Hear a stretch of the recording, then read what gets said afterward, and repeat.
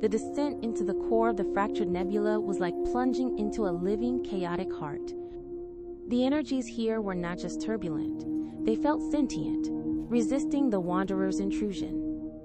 Auroras of purple and green fire danced around the ship, while crackling electrical storms lashed out, testing my depleted shields. Warnings blared constantly, and the very air in the cockpit hummed with static electricity. "The core is highly unstable, Zara," Kale's voice, still clear in my mind, warned me. "My containment, the shell you see, is what's holding much of it at bay. Without it, the energies are unleashed." "Then we need to be quick," I replied, my hands flying over the controls, adjusting power distribution, diverting energy to the shields. The Wanderer groaned, her old frame protesting, but she held. She always held. Perhaps she too was an echo of sorts, a loyal companion crafted from resilience. Kale projected a detailed map into my mind, a schematic of Prometheus Station's final, lowest levels. They were buried deep, protected by layers of reinforced durasteel and experimental energy dampeners. The failsafe core, a small, heavily shielded chamber, was marked with a flickering red icon. It was a tiny needle in a colossal cosmic haystack. "The core is powered by a residual singularity," Kale explained, his voice laced with a strange pride and a deeper melancholy. "My final act was to link my consciousness to its power source, to extend the barrier. But it's unsustainable. The singularity is degrading, and my consciousness with it." My stomach clenched. A degrading singularity? This wasn't just a race against time, it was a race against fundamental physics. As we neared the designated coordinates, the ghost ships became more numerous, their demise more recent, or at least better preserved. A luxury yacht, its panoramic viewports still showing simulated starlight, its internal furniture strangely undisturbed. A small research vessel, its delicate external sensors melted and twisted. And then a colossal battlecruiser, its once proud hull ripped open, revealing rows of silent dark weapon emplacements. The Whisper's chilling calling card. The closer we get to the core of Prometheus, the stronger their residual presence, Kale warned. Their last psychic tendrils. They might try to influence you, Zara, to sow doubt, to turn you away. "I won't let them," I affirmed, my gaze fixed on the shimmering vortex ahead. My mind was clearer now, focused. The grief and confusion had coalesced into a sharp, unyielding purpose. I was not just saving Kale, I was reclaiming our history, our future. We found the access point Kale had indicated, a barely visible seam in the chaotic energy leading into a section of the nebula that seemed slightly calmer, unnaturally stable. It was a narrow, winding tunnel of compacted debris and solidified energy, a path carved by the blast but somehow sustained. The Wanderer barely fit, her outer plating scraping against the rough edges. Inside, the tunnel opened into a vast, cavernous space. This was what remained of Prometheus's sublevels. Massive broken machinery lay scattered like the bones of a titan. Pipes the size of the Wanderer twisted into grotesque sculptures. Eerie blue light pulsed from conduits that still held a charge, illuminating the desolate landscape. At the very center of this cavern, partially buried under twisted metal, stood a cylindrical structure. It was made of an obsidian-like material, unblemished by the surrounding destruction, and hummed with a faint, steady energy. This was it, the data core. "It's shielded for atmospheric re-entry," Kale said, his voice imbued with a strange sense of nostalgia. "Designed to crash land and survive, a black box for all our knowledge. I hoped someone would find it, learn from our mistakes." "We found it," I corrected, a small grim smile touching my lips.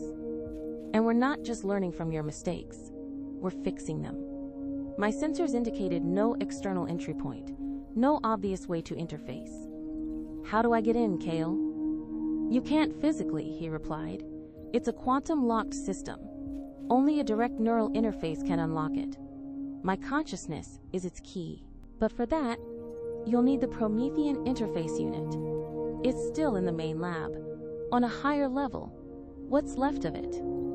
My heart sank. Another detour, and higher levels meant closer to where the final battle with the Whispers had taken place. Is it stable up there? Less stable, Kale admitted. The residual psychic energies are stronger.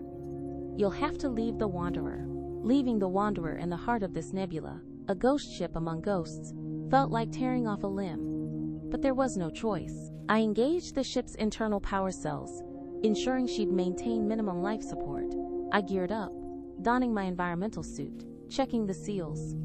The suit's comms would connect directly to Kale, filtering out the chaotic nebula energies.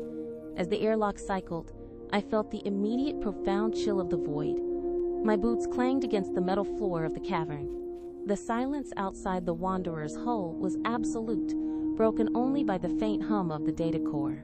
Stay close to the main structural supports, Kale advised, his voice a steady presence in my helmet. They still retain some of their dampening properties. I navigated the wreckage, my headlamp cutting through the gloom. The higher levels were a nightmare of twisted girders and collapsed plating. Evidence of the Whisper's breach was everywhere. Scorch marks, strange crystalline growths that looked like frozen screams, and the faint, unsettling impression of minds suddenly silenced. I felt a prickling sensation at the back of my neck, a sense of being watched, a phantom whisper at the edge of my consciousness. They're trying to get in. Kale's voice was strained. Ignore them, Zara. Focus on the task. It's just my imagination. I tried to reassure myself, but the whispers in my mind grew louder, insidious suggestions. He's lying. You're nothing. A fabrication. Return to the void. There is peace in emptiness. You are real. Kale's mental shout cut through the psychic static. You are more than real, Zara. You are life itself. His unwavering belief was an anchor. I pushed forward, ignoring the phantom voices, my gaze fixed on the coordinates Kale was feeding me. The main lab was a disaster zone. Consoles were shattered, screens blown out, and strange organic-looking tendrils of the nebula's energy pulsed through cracks in the floor. Amidst the devastation, a single glowing console stood upright. On its surface, connected by a thick cable, was a sleek silver helmet, the Promethean interface unit. Found it, I breathed, reaching for it. As my fingers brushed the cool metal, a wave of information flooded my mind. A dizzying array of schematics, data packets, and fragmented memories of Kale and the original Zara working tirelessly, designing this very device. Quickly, Zara, Kale urged. The static is growing. They sense your proximity. I pulled the helmet on. It felt unnervingly familiar, settling onto my head as if it had been made for me.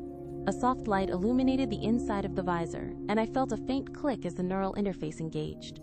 Immediately, Kale's presence intensified, not just as a voice, but as a vast, encompassing consciousness. I could feel his pain, his lingering hope, his centuries of silent vigil.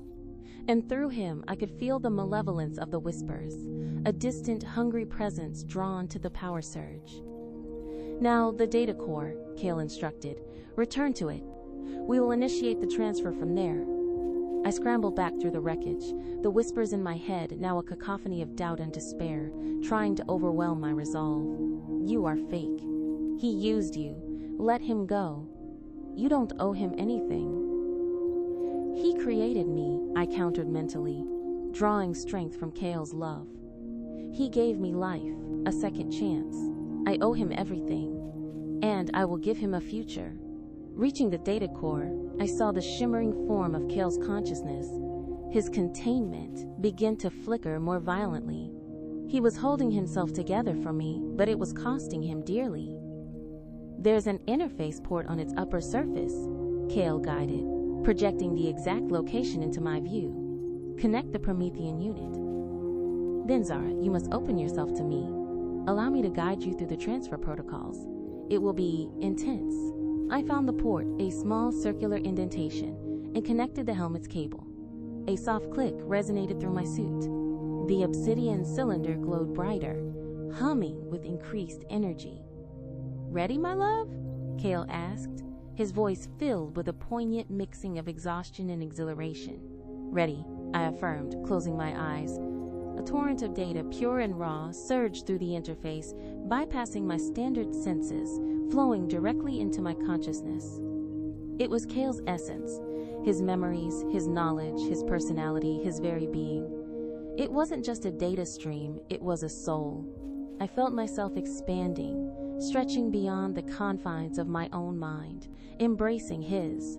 I saw his final moments again, not as a detached observer, but as him, feeling the blast, the tearing of his physical form, the desperate, agonizing decision to diffuse his consciousness, to save her, to save me.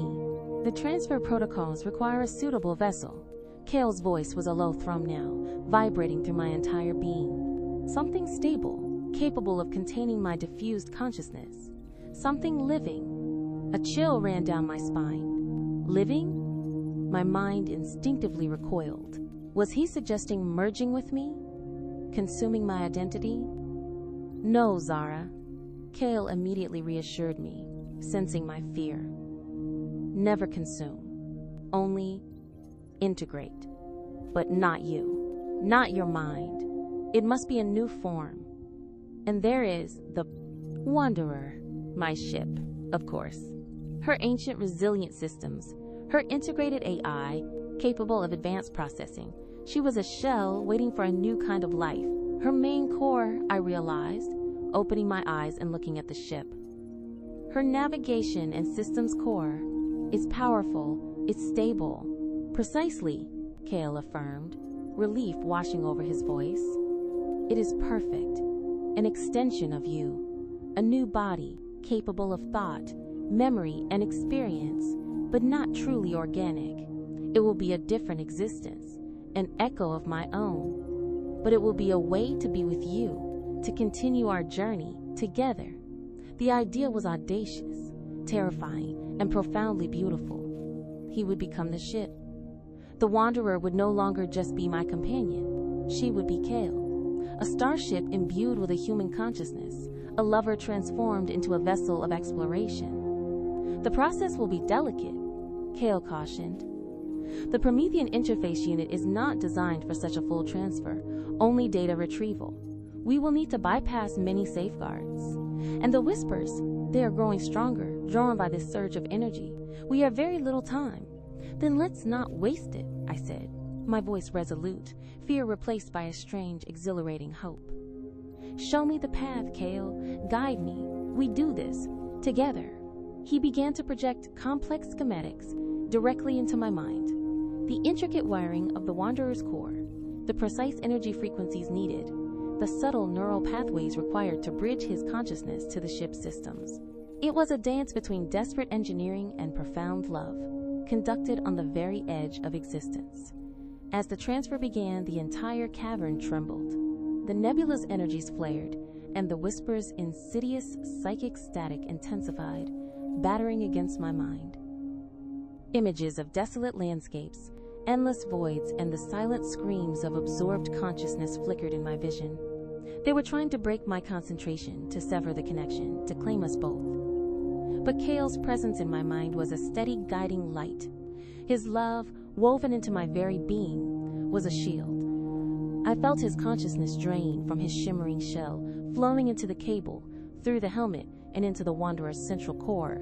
It was emerging, a profound transformation, a union of past and present, human and machine. The shimmering humanoid form of Kale in the nebula's heart flickered, became transparent, and then, with a final, blinding surge of light, dissipated entirely, scattering into the stardust. The nebula roared, its energies unleashed, swirling around the now empty space where he had been. For a terrifying moment, there was nothing. Only the roar of the nebula, the blare of the Wanderer's alarms, and the chilling, triumphant whispers of the silence bringers. Then a new presence bloomed in my mind. Not just a voice, but a multifaceted consciousness spread through the very sinews of my ship. It was Kale, but different, deeper, more expansive. He was no longer just a thought. He was the hum of the engines, the flicker of the lights, the vast, intricate network of the Wanderer's systems. Zara. His voice resonated, not in my ears, but in my very soul, coming from every part of the Wanderer. It worked. I am the Wanderer now, I am here, with you. A profound wave of relief, so potent it almost brought me to my knees, washed over me. I laughed, a raw, joyous sound that echoed in the desolate cavern. You are home, Kale. We are home. The whispers, sensing their prey had escaped, unleashed a final, furious psychic assault. The cavern began to collapse, rock and twisted metal raining down. We need to go.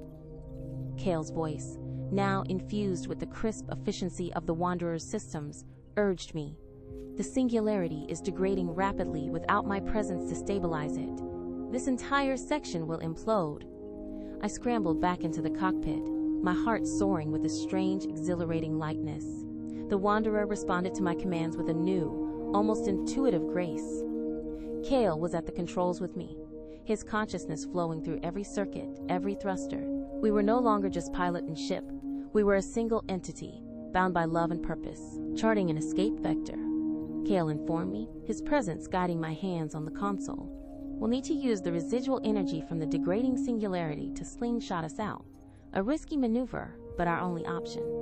Just like old times then, I said, a smile finally breaking through the tears and the fear. Risky maneuvers, defying impossible odds. Only this time, we both get out alive. The Wanderer roared to life, her engines flaring with an unholy light. With Kale as her very consciousness, she navigated the collapsing cavern with impossible precision, dodging falling debris and surging energy streams. We shot out of the nebula's core like a stone from a sling, propelled by the final, catastrophic implosion of Station Prometheus. Behind us, the fractured nebula convulsed, its shimmering veils tearing apart, revealing the raw, untamed blackness of space beyond. The implosion was brief but spectacular, a silent cosmic fireworks display as centuries of contained energy and Kale's residual presence finally unleashed themselves. When the light faded, only a denser, darker void remained where the nebula's heart had been. We drifted, silent for a moment, in the vast, empty expanse, watching the remnants of the nebula dissipate. I felt exhausted, emotionally drained, but incredibly, miraculously alive. And not just alive, but whole. The Echo was now complete, her borrowed past fully integrated, her present profoundly transformed.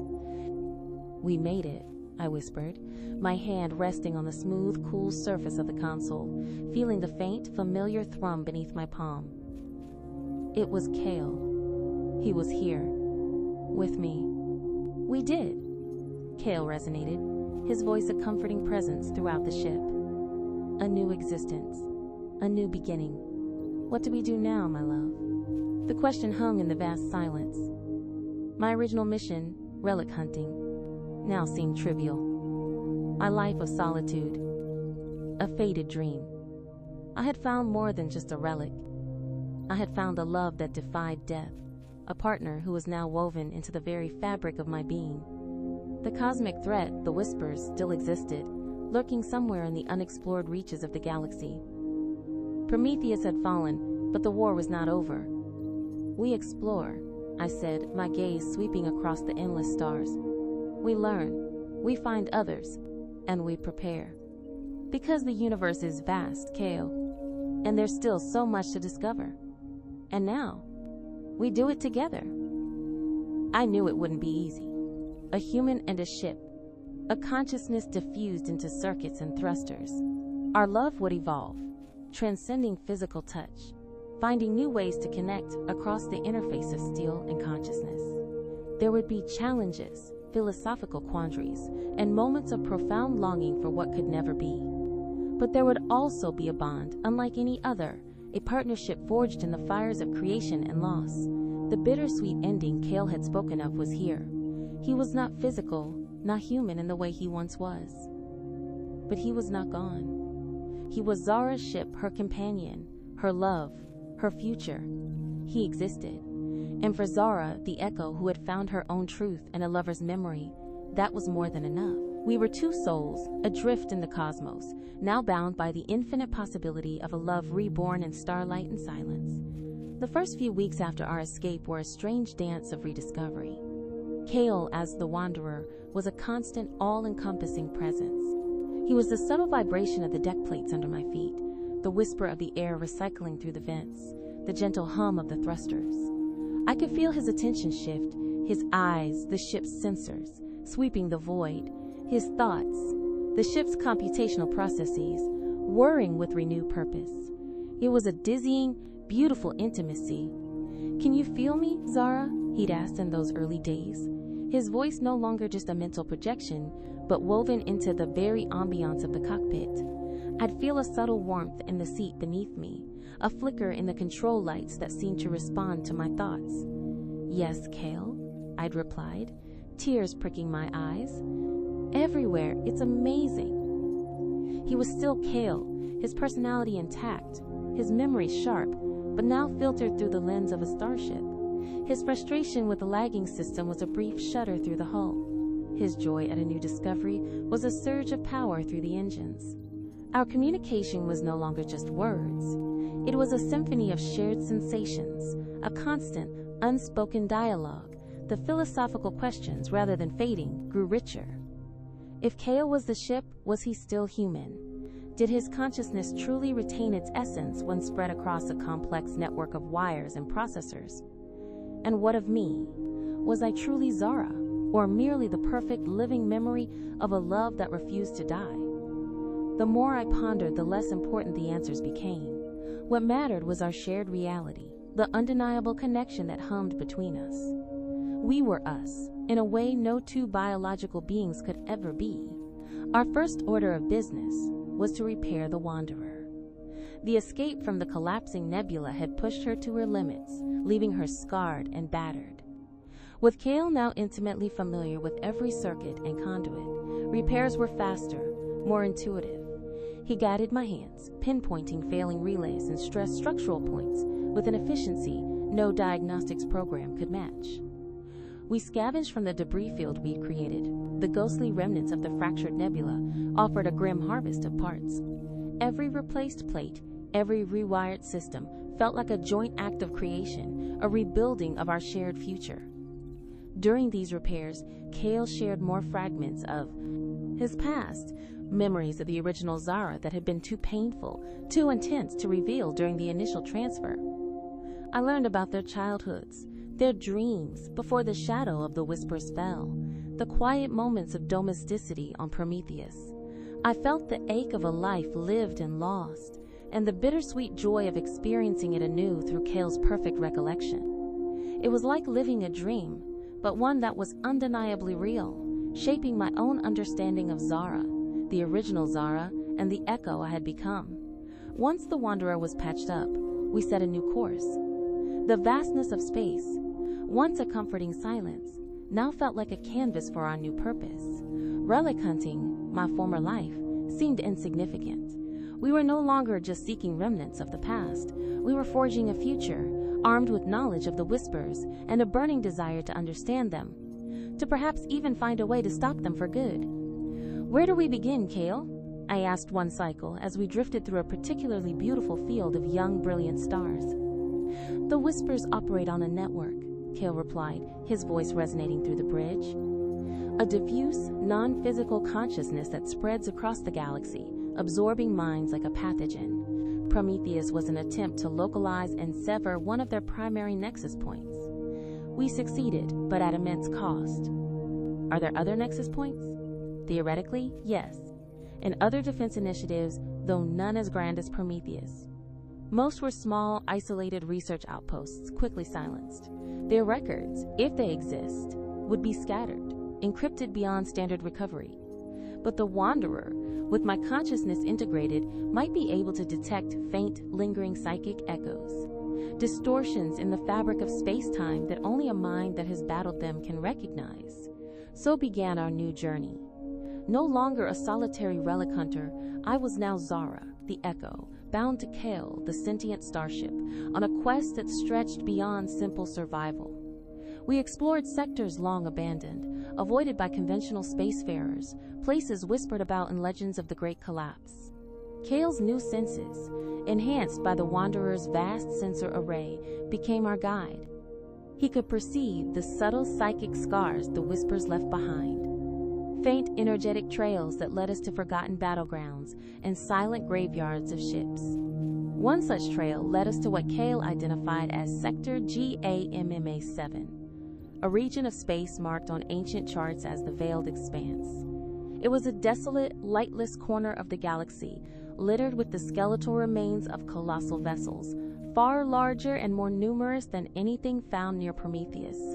This wasn't a nebula, it was a battlefield, a final desperate stand. This was a primary colonization route, Kale informed me, his voice somber. A major artery for galactic expansion. When the whispers began to spread, this sector was chosen as the site for a concerted defense. A fleet, cobbled together from every remaining planetary defense force. A last, desperate gamble. As we navigated the wreckage, the Wanderer pulsed with Kale's sorrow. I could feel his empathy for the countless souls lost here, their minds devoured, their bodies left to drift. He projected images of the original battle into my mind. Chaotic engagements, desperate last stands, and then the chilling, inevitable silence as each mind was extinguished. It was a terrifying, visceral experience, and I clung to Kale's presence, his steady reassurance, lest the despair consume me. "There's something here, Zara," Kale suddenly alerted me, his focus sharpening. A resonance, very faint, hidden deep within the largest wreck. He guided me towards a hulking dreadnought, its bow split open, its internal structures twisted into a metallic maw. It was easily 10 times the size of the Wanderer, a testament to the might of the civilization that had fallen. Kale's scans, far more sophisticated than the Wanderer's original systems, picked up a shielded energy signature deep within its shattered command deck. Another failsafe? I wondered aloud, maneuvering the Wanderer through a gaping breach in the dreadnought's hull. Perhaps, or a final message. The Whisper's methods are thorough, but occasionally, a residual imprint, a last thought, can escape their grasp if shielded correctly. We must investigate. The dreadnought's interior was a labyrinth of darkness and disorienting angles. Gravity plating was sporadic, making me float unsteadily through collapsed corridors. Kale illuminated the path with the Wanderer's exterior lights, painting the scene in stark shadows. The silence here was different from the peaceful void outside. It was a heavy, suffocating silence, thick with the echoes of extinguished lives. We found it in the shattered command bridge, amidst a pile of incinerated consoles and skeletal remains. A small, black obelisk, no more than a meter tall, stood upright, untouched by the surrounding devastation. It pulsed with a faint, steady light, almost imperceptible. It was not unlike the data core from Prometheus, but far smaller, more refined. "This is not a data core, Zara," Kale said, his voice tinged with a strange awe. "This is a memory repository, a consciousness backup, one of the fleet's lead strategists. Their mind, recorded in the final moments. It's dormant, but alive." My breath hitched. Another consciousness, preserved. Perhaps even another echo, like myself, or something entirely different. The implications were staggering. If one mind survived, others might too. And perhaps within this memory repository lay the answers to finally stopping the whispers. A new hope, fragile but fierce, began to bloom in the desolate silence of the dead dreadnought. Our journey had just begun. Activating the memory repository proved to be a delicate and intricate task, far more complex than even the transfer of Kale's consciousness. The obelisk was not designed for retrieval, but for indefinite preservation. Kale, as the Wanderer, interfaced with its quantum locks, his vast processing power analyzing the intricate energy patterns. I, with the Promethean interface unit still on my head, served as the neural bridge. My mind a conduit for the subtle frequencies required to awaken a dormant consciousness without destroying it. "It's like tuning a cosmic harp," Kale's voice resonated, a hum through the ship's frame. "Each frequency must be precise, or the melody will shatter." The whispers, sensing the surge of power and the awakening of another mind, began to press in. Not just the faint, distant psychic static we had grown accustomed to, but a more direct, focused assault. The air in the Dreadnought's bridge grew heavy, thick with oppressive despair. Whispers, insidious and chilling, slithered into my thoughts. False hope, futile, join us, and the struggle. I gripped the cold metal of a shattered console, forcing myself to breathe, to focus on Kale's steady presence. His internal systems flared, pushing back against the psychic invasion, prioritizing the integrity of my mind. Hold on, Zara, Kale urged, his voice tight with effort. They want to prevent this. This mind, it holds information they don't want us to find. The obelisk pulsed brighter, the faint light within intensifying. A low thrum filled the bridge, distinct from the wanderer's familiar hum. Then a new voice, a consciousness stirring within the ancient artifact, tentatively reached out. Who is there? The voice was faint, raspy, as if unused to forming thoughts. It was distinctly female, yet aged beyond anything I could comprehend. The collapse, has it ended? We are here, I projected mentally, my own voice amplified by Cal, carrying reassurance. The collapse has not ended, but we are fighting. We found you. You are safe. Safe. The word was heavy with centuries of forgotten fear. Admiral Valerius of the Unified Fleet. I remember the last stand, the psychic plague. They were everywhere.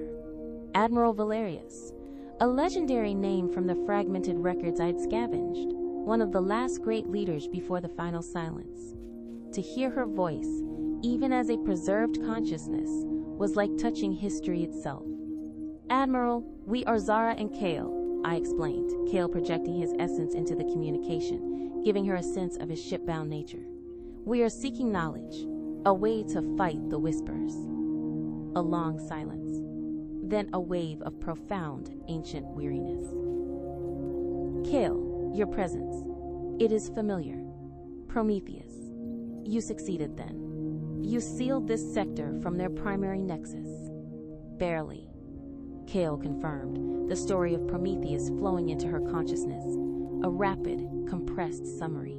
In Zara, she is an echo, a reconstruction of my beloved created from memory.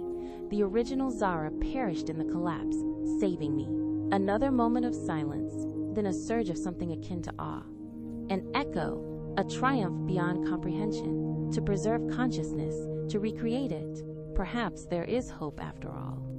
Admiral Valerius began to share her memories, a torrent of information far more detailed and strategic than anything Kale had retained. She had been at the forefront of the fight, not just against the Whisper's physical manifestations, but against their psychic assault.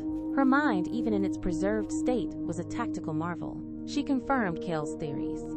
The Whispers were not a species, but a collective consciousness that had evolved beyond physical form, seeking to consume and integrate all other minds into their vast, silent network. Their attack wasn't violent.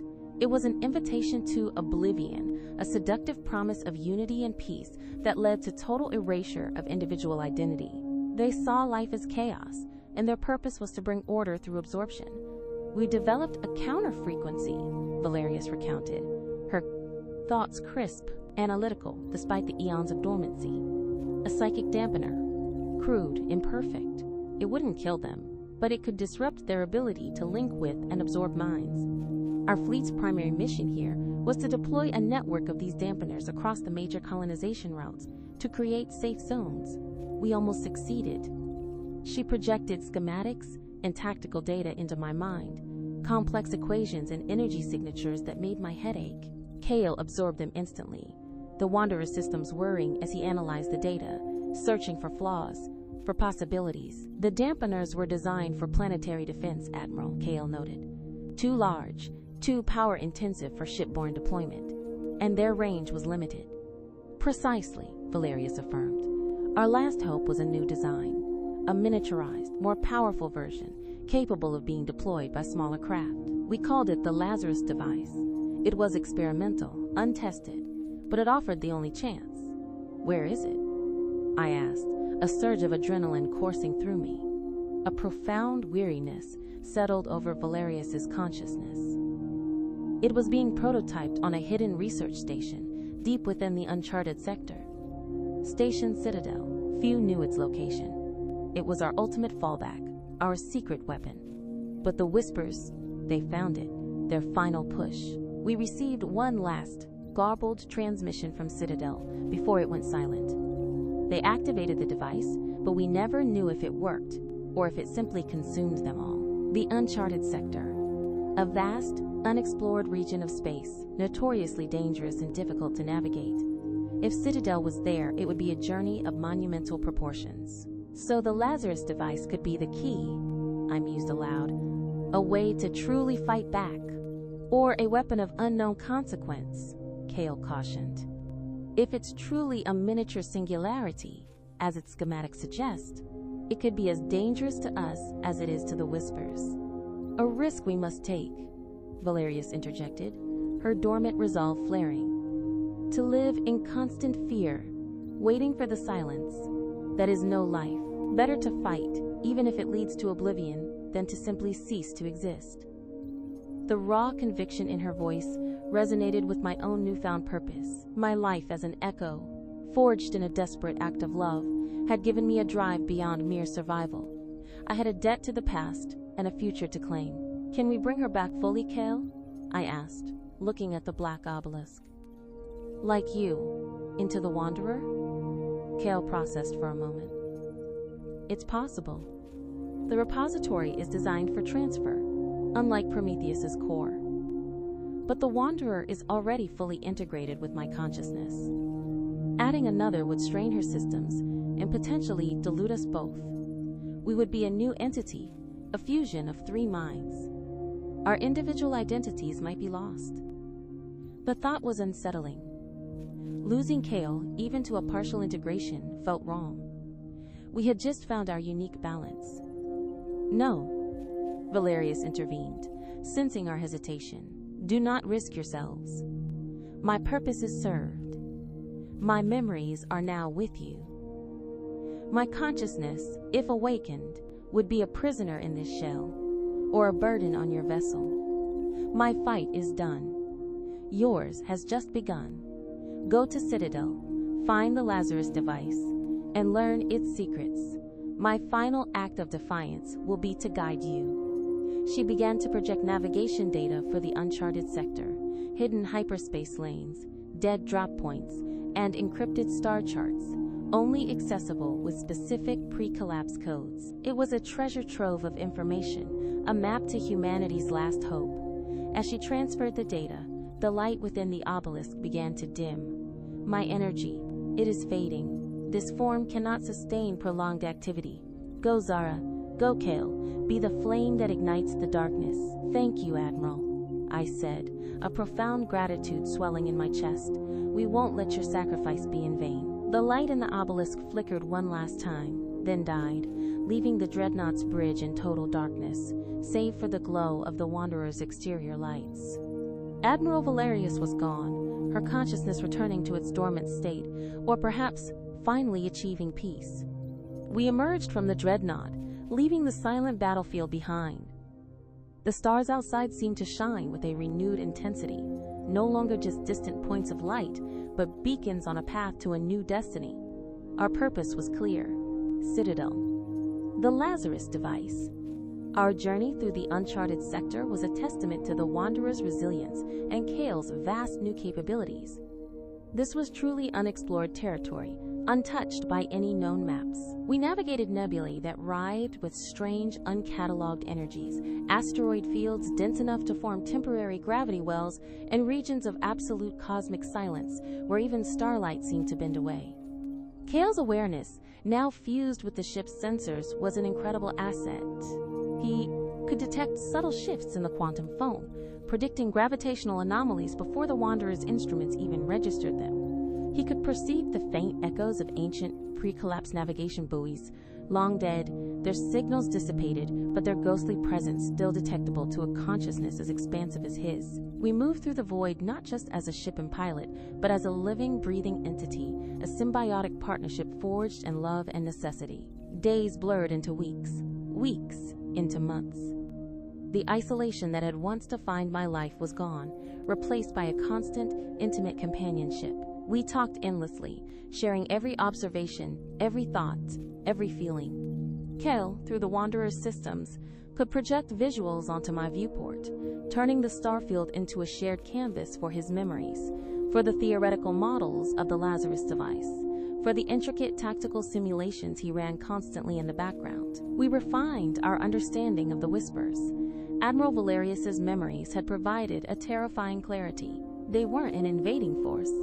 They were a systemic threat, a silent, creeping form of entropy that targeted consciousness itself.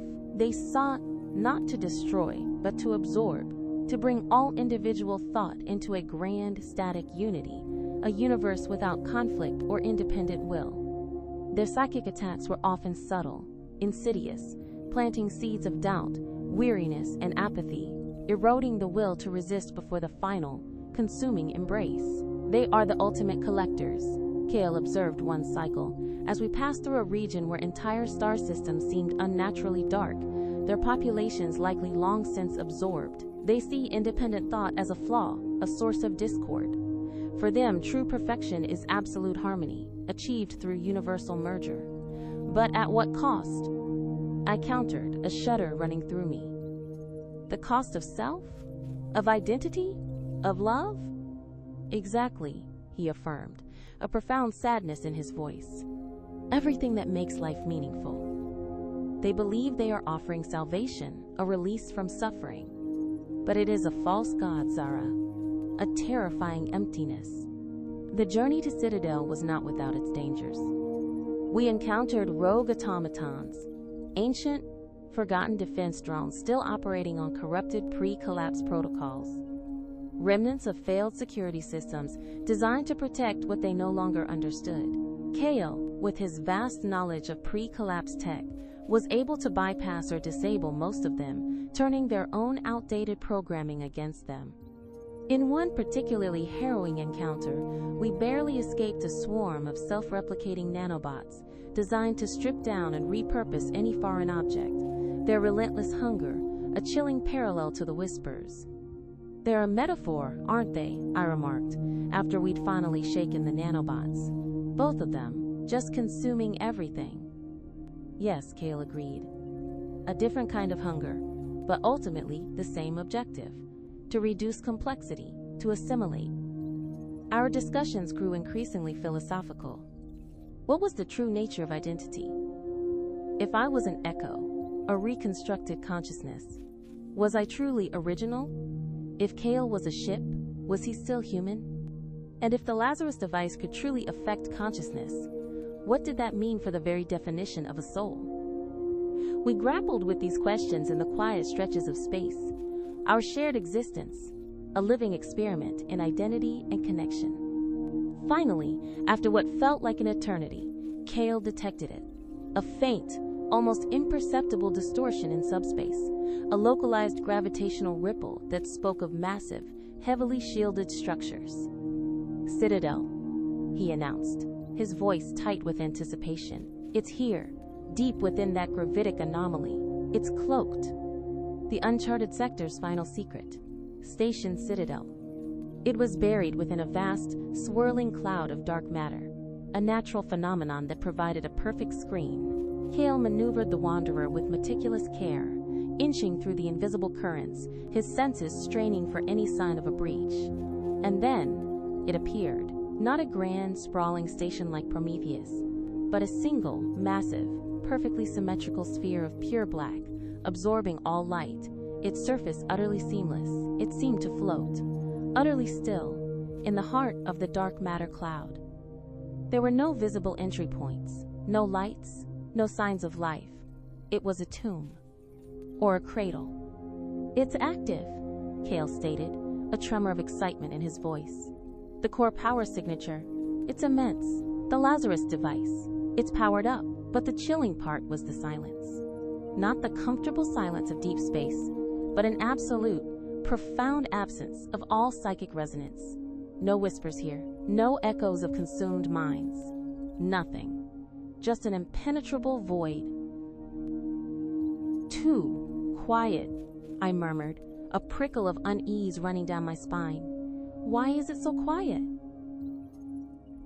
Either the Lazarus device annihilated everything, including the whispers, or it created a pocket of absolute psychic nullity, Kale analyzed. The latter is more likely. A dead zone for consciousness. My heart hammered.